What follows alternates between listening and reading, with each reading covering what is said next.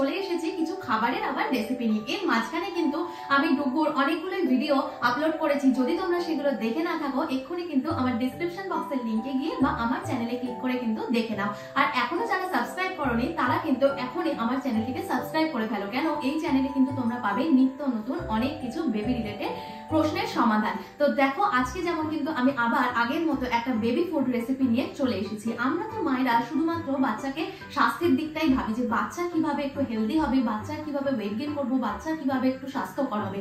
তো স্বাস্থ্যকরের সাথে সাথে কিন্তু বাচ্চাদেরকে আমাদের মেধাবীও বানাতে হবে। শুধু কিন্তু স্বাস্থ্য নিয়ে আমাদের চললেই হবে না, বাচ্চা যাতে ইন্টেলিজেন্ট হয়, মেধাবী হয় সেই দিকটাও কিন্তু আমাদের খেয়াল রাখতে হবে। এছাড়াও বাচ্চার সম্পূর্ণ গ্রোথ অ্যান্ড ডেভেলপমেন্ট কিভাবে হবে সেটাও কিন্তু আমাদের মাথায় অনেক সময় চারা দেয়। তো এই কারণে এই খাবারের রেসিপিটা যদি তোমরা বাচ্চাকে বানিয়ে দাও, বাচ্চা কিন্তু যেমন খেতে ভালোবাসবে তেমনি কিন্তু বাচ্চার স্বাস্থ্যকর এবং মেধাবীও হবে। তো চলো আজকে ভিডিওটা এখান থেকে শুরু করা যাক। প্রথমেই একটা বাটির মধ্যে দেখো আমি বীজ ছাড়িয়ে দুটো খেজুর নিয়ে নিলাম। খেজুর কিন্তু যেহেতু অনেক আয়রন থাকে, বাচ্চার কিন্তু হিমোগ্লোবিনের মাত্রাকেও বজায় রাখে, এছাড়াও টিথকে স্ট্রং করে, ইমিউনিটি বুস্টিং করে। তো খেজুরের কিন্তু অনেক হেলথ বেনিফিটস আছে। তার সাথে দিয়ে দিলাম দেখো দুটো ক্যাশিউ, 4টে আলমন্ড, আর দিচ্ছি কিন্তু 4টে কিশমিশ, আর দিচ্ছি দেখো 4টে মতো ওয়ালনাট। এই প্রত্যেকটা ড্রাই ফ্রুটসই কিন্তু বাচ্চার হাইট ঠিক রাখতে, ওয়েট গেনের জন্য, এছাড়াও কিন্তু ইমিউনিটি বুস্টিংয়ের জন্য অনেকটাই হেল্প করে। এই প্রত্যেকটা ড্রাই ফ্রুটসকে দেখো আমি 5 মিনিট মতো জলের মধ্যে ভিজিয়ে রাখলাম।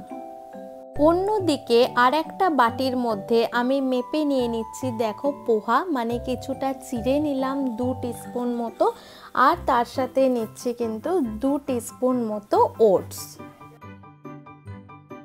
এবার এই চিড়ে আর ওটসটাকেও কিন্তু আমাদের 5 মিনিট মতো ভালো করে জলে ভিজিয়ে রেখে তারপরে ধুয়ে কিন্তু রান্নাটা শুরু করতে হবে। 5 মিনিট পর ধুয়ে পরিষ্কার করে অপর দিকে দেখো আমি ড্রাই ফ্রুটসেরও জলটা ফেলে দিলাম, কেন এক্ষেত্রে কিন্তু ড্রাই ফ্রুটস অনেকটাই সফট হয়ে যাবে।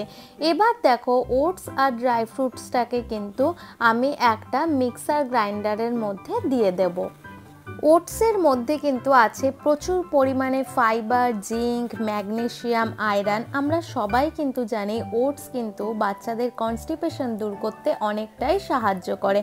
আর এর মধ্যে দিয়ে দিচ্ছি দেখো পিনাট, কাঁচা বাদাম কিনে খোসা সমেত সেটাকে কড়াইয়ের মধ্যে ড্রাই রোস্ট করে কিন্তু ওই বাদামটা আমি দিয়ে দিলাম। এই বাদাম কিন্তু বাচ্চাদের সম্পূর্ণ ব্রেন আর বডি ডেভেলপমেন্টের ক্ষেত্রে অনেকটাই সাহায্য করে। প্রত্যেকটা ইনগ্রেডিয়েন্টস দেখো পেস্ট করার পরে কিন্তু এমন দেখতে হবে। এইভাবে কিন্তু তোমরা শুধু বাদামটাকেও ড্রাই রোস্ট করে তার একটা পেস্ট বানিয়ে ঘরেই কিন্তু পিনাট বাটার বানিয়ে নিতে পারো। এবার কাউ মিল্কটা জাল দেওয়ার পরে এর মধ্যে দেখো আমি পেস্টটা দিয়ে দিচ্ছি। বাচ্চার বয়স যদি 1 বছরের কম হয় সেক্ষেত্রে ড্রাই ফ্রুটসটাকে অ্যাভয়েড করবে, আর এই খাবারটাকে কিন্তু ওটস আর চিড়েটা শুধুমাত্র জলে সেদ্ধ করে তাতে ফর্মুলা মিল্ক বা ব্রেস্ট মিল্ক মিলিয়ে দেবে। আর 1 বছরের ওপরে হলে তোমরা অবশ্যই এইভাবে কাউ মিল্ক দিয়ে কিন্তু ড্রাই ফ্রুট সমেত বাচ্চাকে খাওয়াতে পারো। এইভাবে গ্যাসের ফ্লেম কিন্তু আস্তে করে আমাদের খাবারটা বানাতে হবে। এবার এর মধ্যে অ্যাড করে দেব হালকা একটু তাল মিছরি। খাবারটার মধ্যে যেহেতু খেজুর কিশমিশ রয়েছে এই জন্য কিন্তু খাবারটা একটু মিষ্টি স্বাদেরই হয়। 1 বছরের কম হলে নুন চিনি কিন্তু বাচ্চাকে দেবে না। এবার বাচ্চাকে স্বাস্থ্যকর আর মেধাবী করে তুলতে আরও একটা ইনগ্রেডিয়েন্টস অ্যাড করছি, যেটা হলো কলা। এখানে একটা কাঁঠালি কলাকে আমি ছাড়িয়ে নিয়ে সেটাকে একটা কাঁটা চামচের সাহায্যে কিন্তু স্ম্যাশ করে নেব। এক তো এই রেসিপিটার মধ্যে অনেক স্বাস্থ্যগুণ সম্পন্ন কিন্তু আমরা ইনগ্রেডিয়েন্টস দিয়েছি, আর যেহেতু এটার মধ্যে কলা পড়ছে এই কারণে কিন্তু এটা একটা সুপার হেলদি ফুডে পরিণত হলো। এবার কলাটাকে এর মধ্যে দিয়ে কিন্তু ভালোভাবে এই রান্নাটার মধ্যে মিশিয়ে দেব। দেখো রেডি কিন্তু আমাদের এই ওয়েট গেইন এবং ব্রেন ডেভেলপমেন্টের জন্য একটা পুষ্টিদায়ক খাবার।